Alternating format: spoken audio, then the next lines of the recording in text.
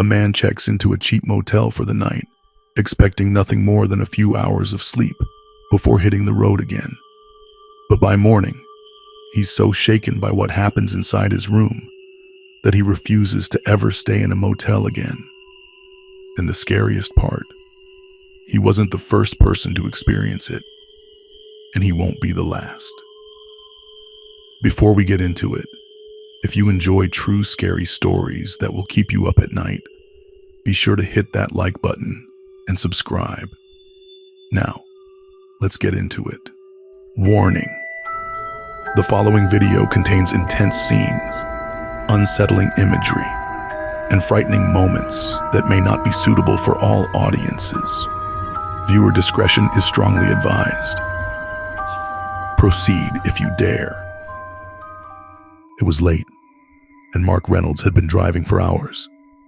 He was exhausted and just needed a place to crash for the night. When he spotted a small roadside motel, he figured it would do. The place looked run down, the kind of motel where the neon sign buzzes and the lobby smells faintly of cigarettes and cheap cleaning supplies. Inside, the front desk clerk barely looked up before sliding Mark a key. Room 203. As Mark turned to leave, he thought the clerk hesitated, like he wanted to say something. But he didn't. Mark didn't think much of it, but he should have. The second Mark stepped into room 203. Something felt off. The air was heavy, thick, like it hadn't moved in years. The flickering bathroom light cast strange, shifting shadows, and the silence felt unnatural, almost suffocating. But Mark was too tired to care. He brushed it off as an old motel, being an old motel. Then, at 2:13 a.m., he woke up suddenly. The room was dead silent. No air conditioning, no distant hum of cars on the highway. Nothing. And then, tap, tap, tap. A slow, deliberate knocking, coming from inside the closet. Mark's chest tightened as he stared at the closet door. His mind raced. Maybe it was a draft. Maybe he'd imagined it. Then, the closet door creaked open.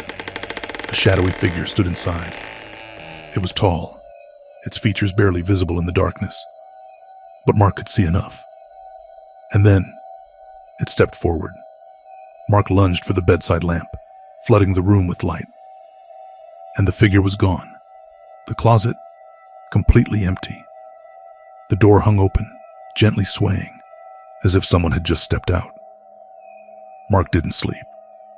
He sat in bed, eyes locked on the closet, waiting for the sun to rise. As soon as daylight hit, he grabbed his bag and left without looking back. Before hitting the road, Mark stopped at the front desk. Trying to sound casual, he asked, "Hey, has anyone ever complained about room 203? The clerk." He went pale. "You didn't see her, did you?" Mark's stomach dropped. The clerk hesitated before explaining that years ago, a woman had checked into room 203, but never checked out. When staff finally entered, they found her inside the closet, her hands bloodied, like she had been desperately trying to claw her way out. Since then, guests have reported the same chilling events, tapping in the middle of the night, the closet door opening on its own, and a shadowy figure watching them from inside. Mark never stayed in a small-town motel again. So, was room 203 haunted? Or was it something else entirely? Either way, one thing is certain.